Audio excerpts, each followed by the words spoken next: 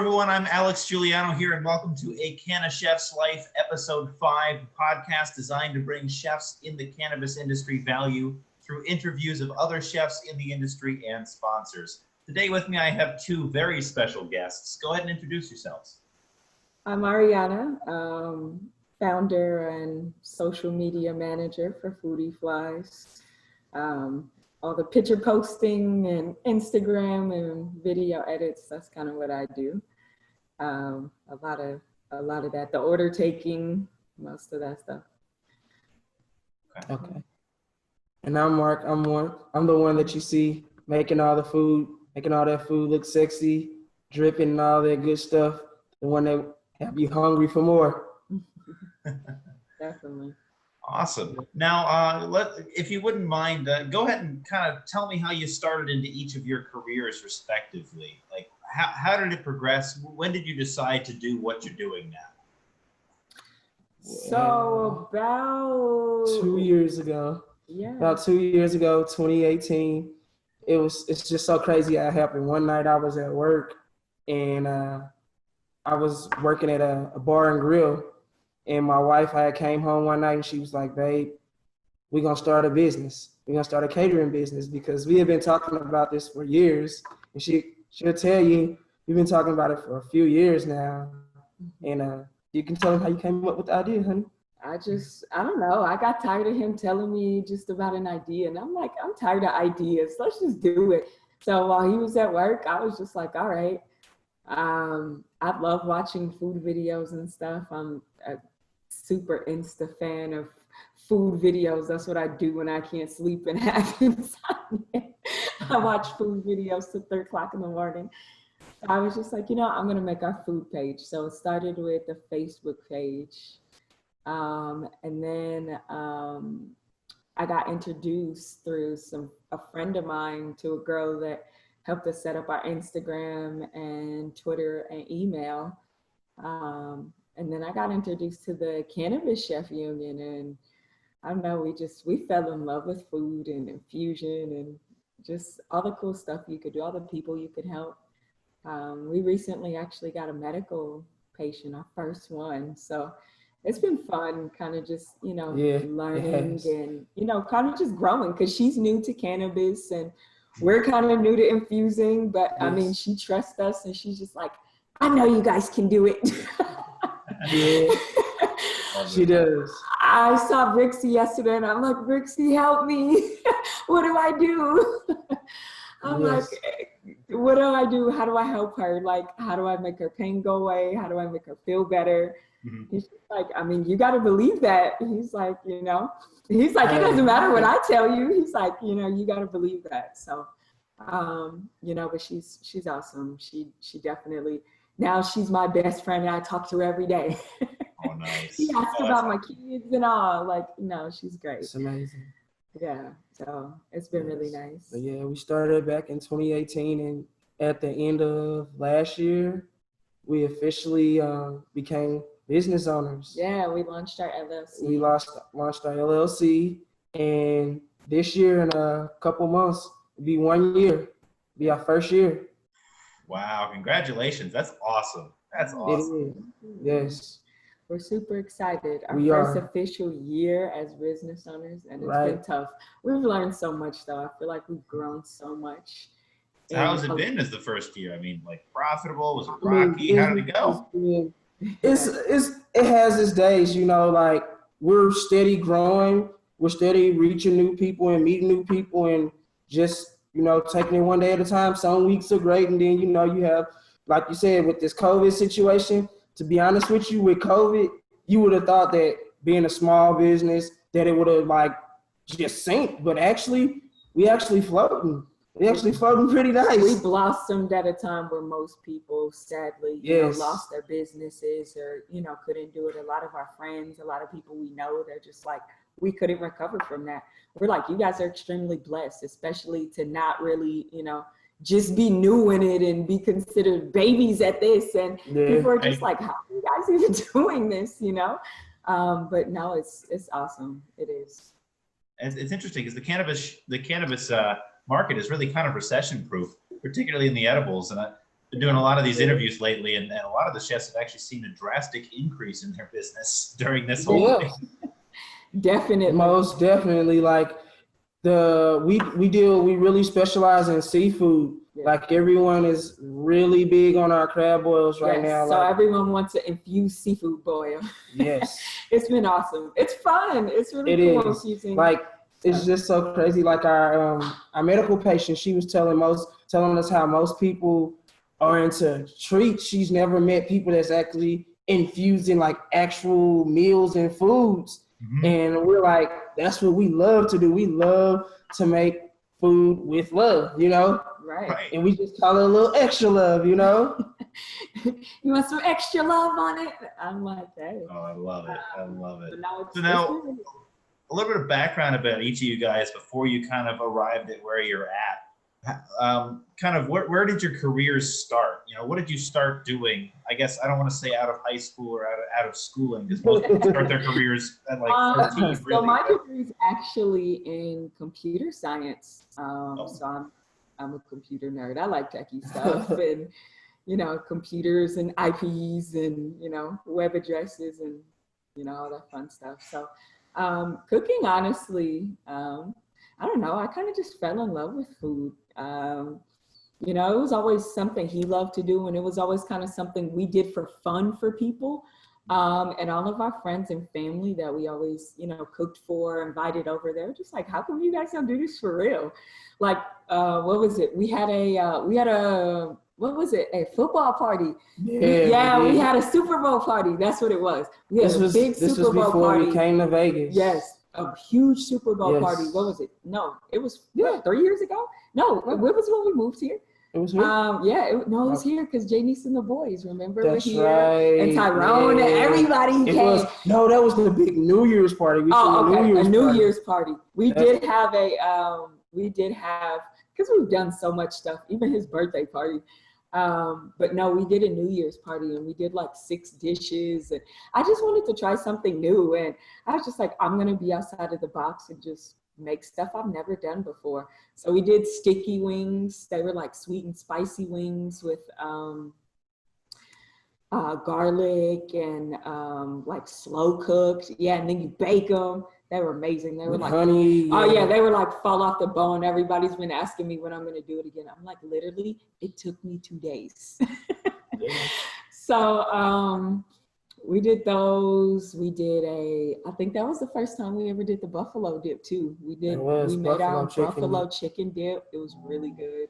Yeah. I know since then we did buffalo chicken and sliders and we learned how to infuse them. So that's been fun. Yeah. I know, right?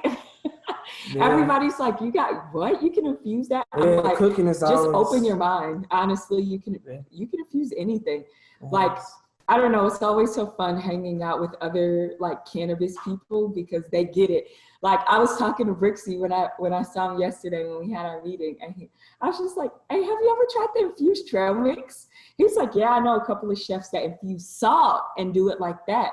I was like, what? You can infuse salt? Mm-hmm. I'm like, oh man, you've been holding out on me. I'm like, we're getting ready to learn all kind of new stuff. So yeah, it's been exciting.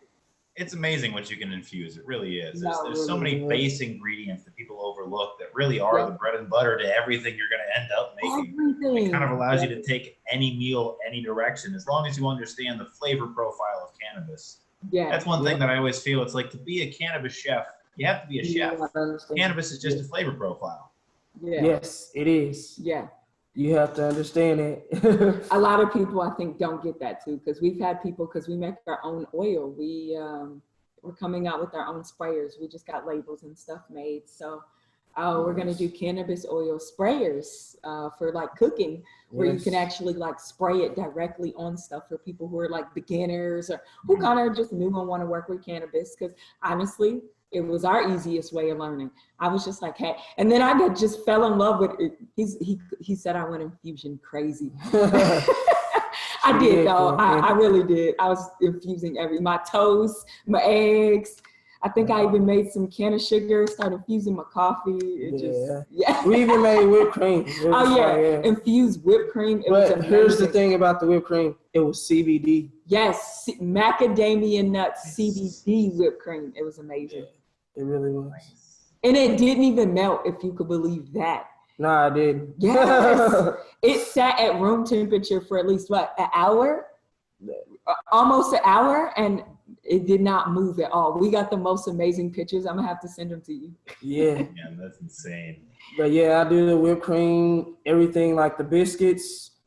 We do it all, everything on our own. It's love. But I've been cooking since I was about 15. So I started cooking. So when I first met my wife, it was like, babe, this is what I want to do. She was like, hey, we gonna come to Vegas. And we came to Vegas, and a couple years later, it was like, hey, we gonna start cooking. And that's when we decided to start doing our catering business. Yeah. Nice. Now, how did you guys meet Brooksy, out of curiosity? We actually met Chef Bray first. And yeah, Chef Bray's great. Chef Bray is awesome. Our kids absolutely fell in love with her. Everybody loves Bray. I know everybody loves Bray, but our kids just fell in love with her and call her nonstop. Our son every day, I want to call Chef Bray. Listen. She's busy. She booked and busy. Yes. But no, we met Bray, and Bray kind of introduced us to the Cannabis Chef Union. She was kind of one of our first mentors, even just kind of before we even started FoodyFlyz, just kind of being new chefs and interested in food. He did some work with her. What was it, last summer, before we even really launched FoodyFlyz? They did, some work together. And, it was a lot of fun. Got to see learn a lot of new stuff, and just experience. Most definitely had great experiences. That was for sure. Nice. Now, with your catering business, how has it kind of developed? When it started, I know you were kind of coming from another cooking job, and you kind of went from, I guess, the tech world into marketing for this business and kind of setting up all the PR infrastructure. How did you kind of go about that, and what can you recommend for other people going to start one? Maybe pitfalls you ran into, things to avoid, things to do. Tons of those. We did. Lots of pitfalls. Yeah. Honestly, just take constructive criticism.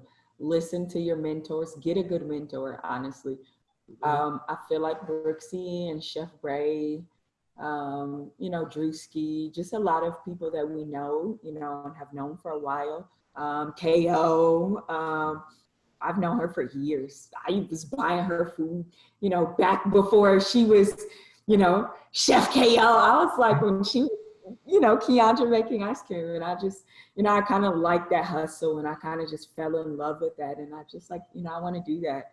Like, I want to do that, and I want it to be on a large scale. Like, I want to be able, to grow.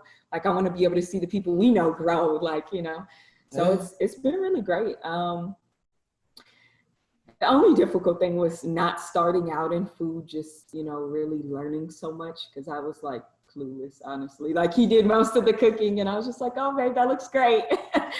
I would just be the picture taker normally, but then he's like, oh no, you got to come learn. What if I'm sick? What if I can't do it? What if I'm not here?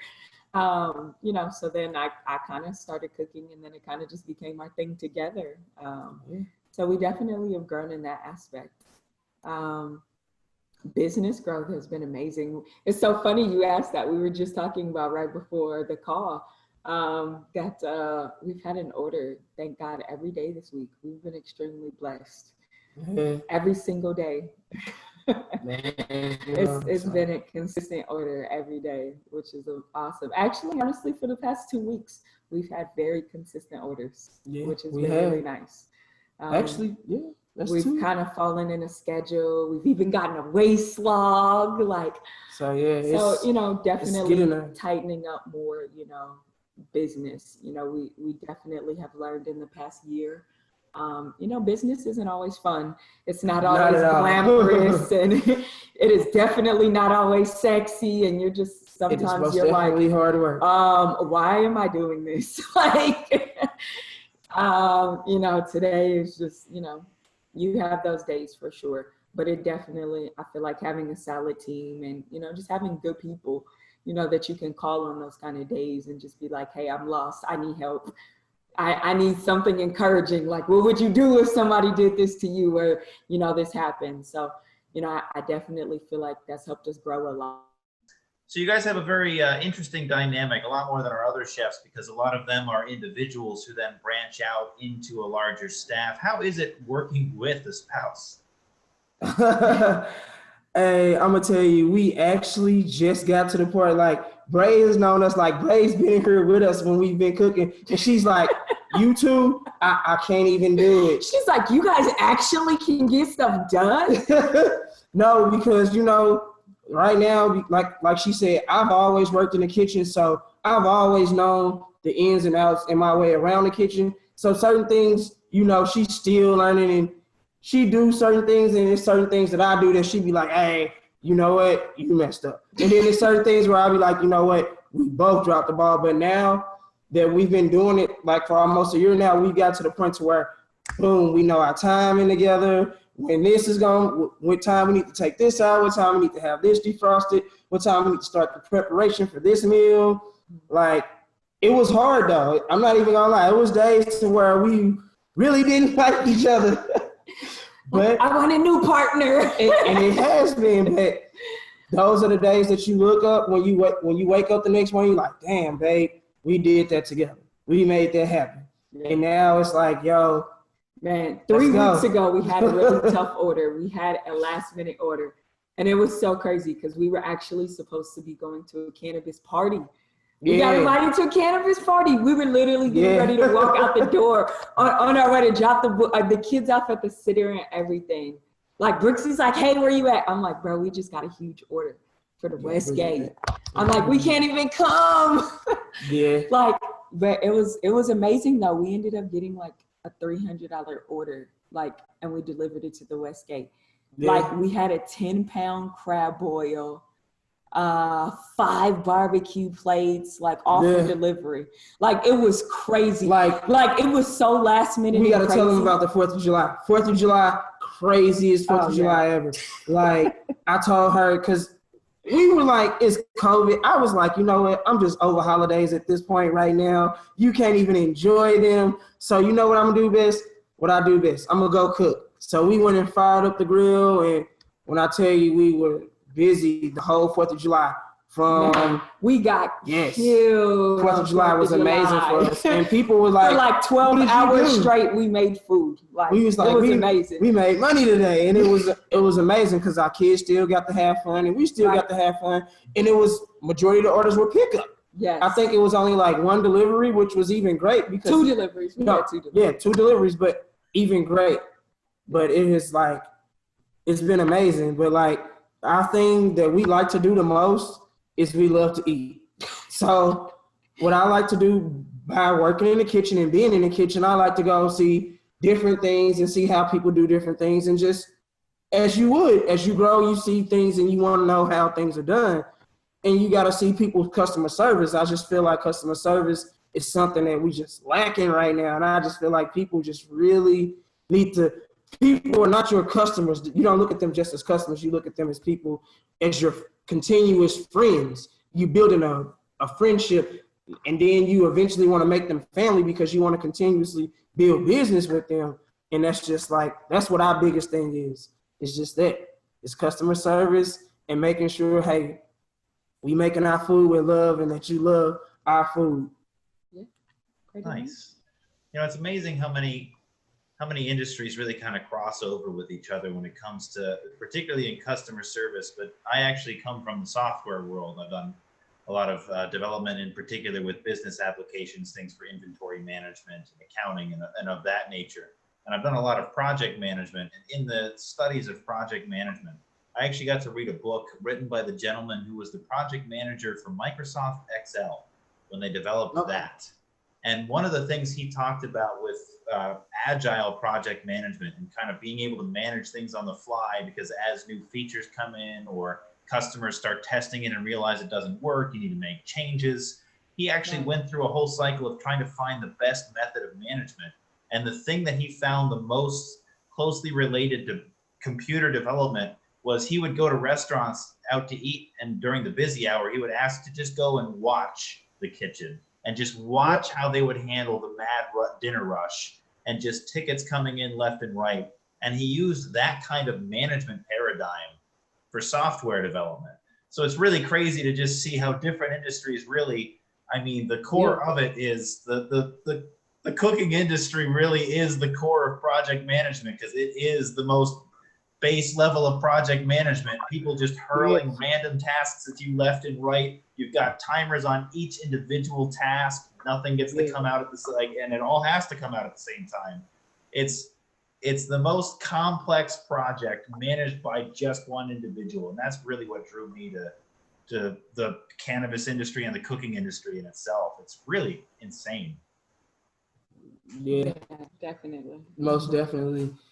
Because people, like you said, you would never think that you would go look and watch a kitchen, and it's just so crazy how it is, because you got to assemble things like you would on a software project. You have to assemble things, and that's amazing. That's one of our favorite things to do, honestly. Outside of cooking together, we go try new restaurants. We've been to $300 steakhouses. We've been to, little hole in the wall spots that you're like, oh man, I would have never known this place had good food. I mean, we went to Miami for my birthday in June to Miami. Amazing. And we tried Cuban food for the first time, and I was like, amazing. Hey, Cuban food is amazing. I want to learn how to make Cuban food. Yes. I want to infuse some Cuban food now. I'm inspired. Yeah, and you know what? That trip we thought was going to be the most amazing trip, because Miami it's amazing, but you know what? It turned out it had as good. We had a lot of learning. You know what? It was so funny. It was more of a business trip. I guess God said, you have some nerve taking a vacation in the middle of starting a business, because literally we ended up doing nothing but networking and business while we were whole entire time. The whole week. Yeah. Everybody we met, we ended up talking to about our business, and it was great. But you know what? It was good for us. It was good for our business. We met a lot of people. We got exposed to people. People asked for our menu. We met a nurse that works at a hospital. Yeah. She's like, hey, we always love menus. We love food. Yeah. Bring us menus. So, I mean, we got to have those kind of experiences. We just didn't get to do the touristy stuff that we thought that you go to Miami for. And a lot of it honestly had to do with the fact that it was COVID. But honestly, I felt like still it was a good learning experience for us. It was a good growth experience for our business, good networking opportunities, people we would have never ran into, Right. Yeah. Right. Yeah. I got to say, next time you guys are down in Florida, let me know. I live in Florida. Just we'll do some filming next time. Oh, nice. For sure. We definitely got to come back and see. What part of Florida are you in? Yeah, actually, I live on the west coast of Florida, though. I actually live over in Clearwater, just west of Tampa. Oh, okay. Nice. Yeah, how far are we from Tampa? We were a few hours from Tampa. No, it's a 3.5 hour drive, but I've got customers down in Miami as well. That's not actually that bad, because we were all over the place. We drove to Fort Lauderdale. We drove to the Keys. Yeah. Oh yeah. All over the place. Yeah. Seriously. We enjoyed it. We did not know that drive to the Keys was gonna be just like this straight. So beautiful though. It was though. Oh, it's gorgeous. I was like, oh, I could stay here all day, except for it was so crazy because that same day that we decided to make that long drive to the Keys was the same day that we finally were gonna go. What did we do? Kayaking. We finally went kayaking. So I was like, dang, by the time we drove out there and spent 2 hours, and then of course there's nowhere to park because it's so popular. Everybody's there hanging out. It's a barn, beautiful warm alligators. Water. Right, alligator. Everybody wanted to be. I was like, see, babe, this is where the party is. We should have came down here 3 days ago. Yeah. But it was nice. We had a great time in Fort Lauderdale too. Their food was really nice. Amazing. Oh, the beach was amazing. Their water was so warm. It was so warm. And the humidity is not nearly as bad as it is in Miami compared to Fort Lauderdale. We know. I was like, oh my God. Because we spent the whole day of my birthday, because we left early in the morning. and we went to Fort Lauderdale. It took us about 2 hours? It took us about an hour and a half. No, about 45 minutes. It was 45 minutes. It wasn't that close. It is. 45 minutes from Miami. It might have just seemed forever because it was just water It seemed everywhere. forever for her, but it was only a 45-minute drive. It wasn't too bad. It wasn't that bad, but we went to the Bubba Gump Shrimp in Fort Lauderdale, and then we went to the beach there, so it was really nice. But definitely, next time we're in Florida, we definitely got to come see you. Most definitely. That'll be nice. Sure. Film on the beach. That'll be dope. Yes. Well, I actually, and I know you can't see from my apartment here, but if I open that window, it's a water view. I live on the beach here. Oh, look at you. Oh, see, we definitely got to come visit you. Yeah, I live on Clearwater Beach, it's Gulf, which it's funny that you would say that the Atlantic was warm because the Gulf is like, I'm sure then bath water compared to the Atlantic. But we have white sandy beaches. It's not dirty sand like a lot of the other coasts. So. Ooh, nice. We definitely got to come visit. We're trying to plan another trip soon. I'm trying to squeeze one more out before the end of the year. Yes. Especially since everything's so cheap. Everyone's scared of COVID, and I'm just like, hey, listen, if it's your time, it's your time. It doesn't matter if it's COVID, lightning, a car to hit you. I'm not gonna stop living my life. I'm gonna take my mask and I'm gonna keep going. Yeah. We got tons of them, even the kids. Yeah. That's how everyone out here is. It's like, and even a lot of that, which is weird because I kind of live in a retirement area. I'm one of the youngest people in my area by a long shot. But a lot of them are walking around, no mask, no nothing. Like my grandfather, I went over to his house. He lives about a mile north of me.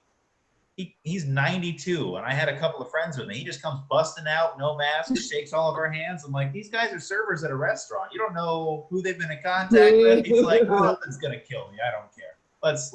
I'm 92. Let's just move along. Right, exactly. That thing is gonna suffocate me faster than COVID is gonna kill me. Yep. Yeah. Oh. I completely feel him, honestly. Yeah, it's fantastic. I hate that mask thing. It's so annoying. I've gotten in the habit, and only really because we work around food, and it's just like, people freak out, and you're like, oh my God, you don't have a mask? You don't have gloves? Yes, I do. I do. It's so annoying. Man, she's like, I stay with my mask.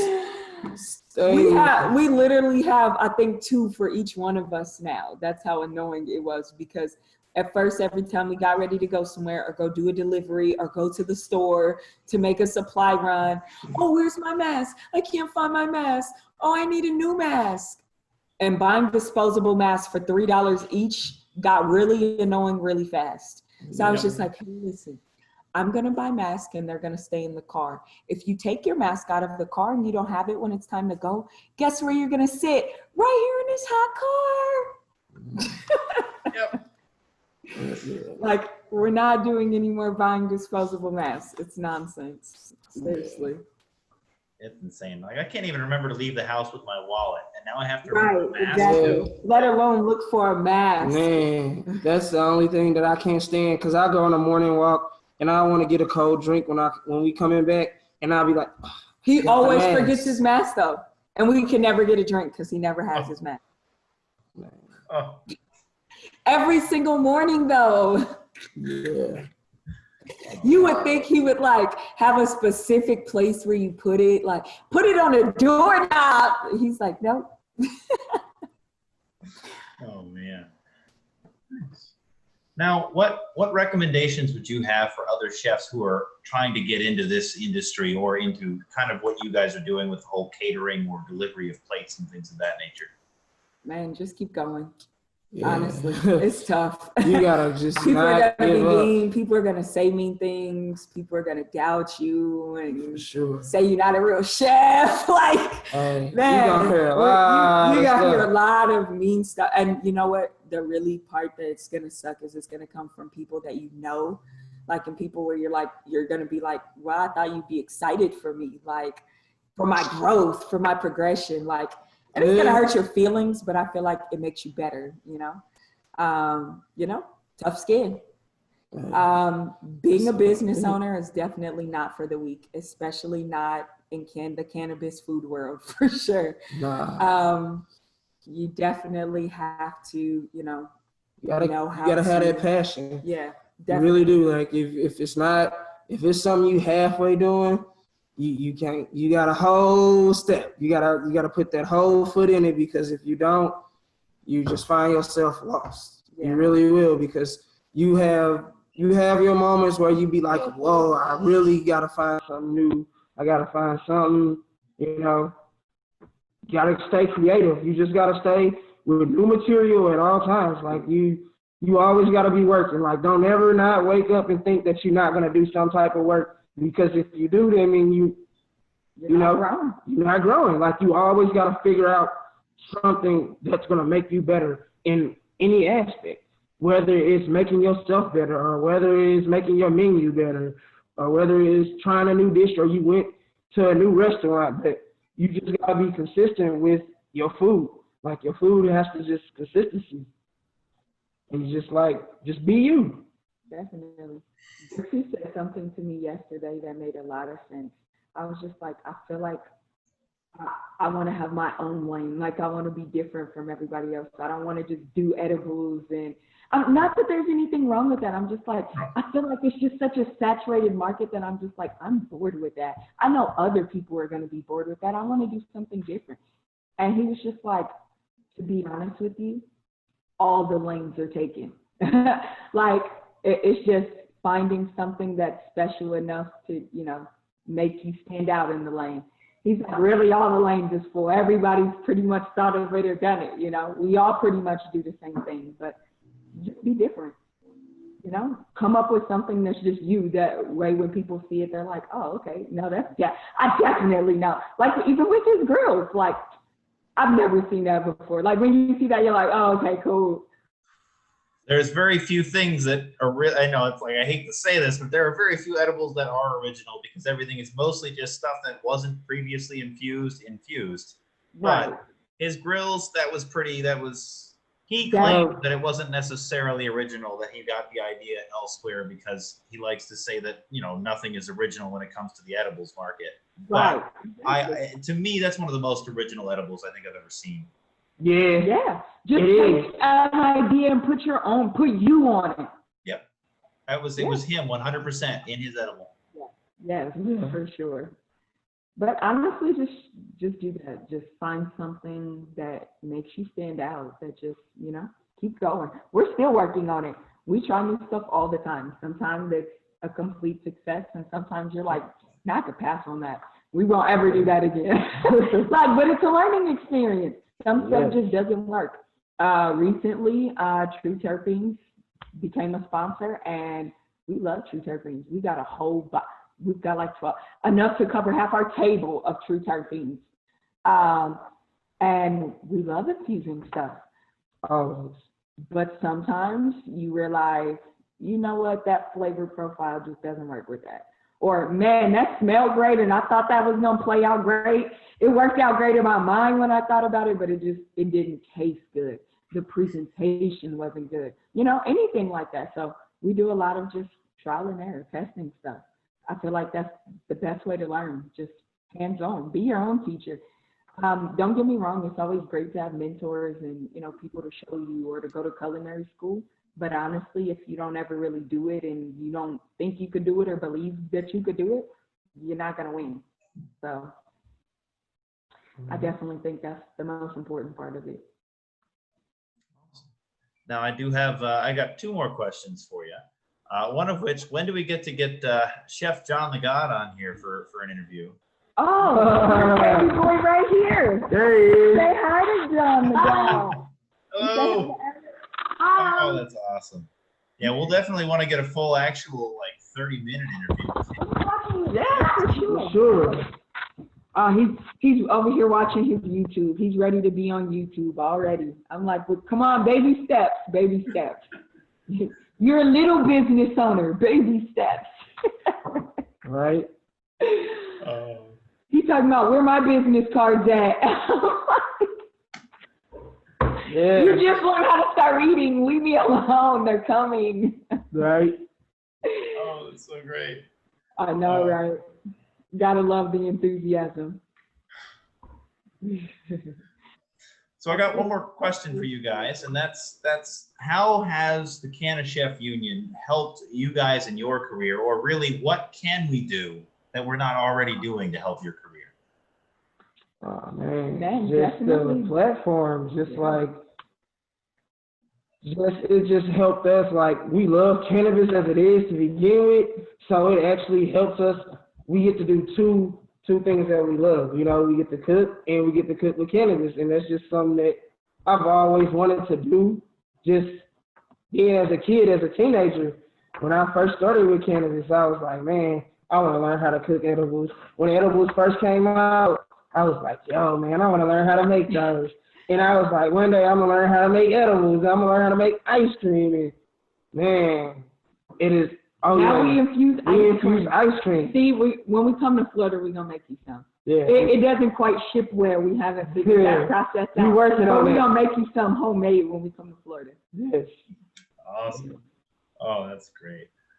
Yeah. But no, it really just gives you a variety and just we've met so many different unique chefs, and everybody's just in that same lane. They're just like, yo, we love cooking with cannabis and we love cannabis. This is just love. It's never been, you know how certain things you can pull up to and you're like, man, it's all this drama. But when you pull up, it's like, yo, it's cool. Man, cannabis people are the most happiest, just chill people. I love making stuff for people to feel good. Like, who wouldn't?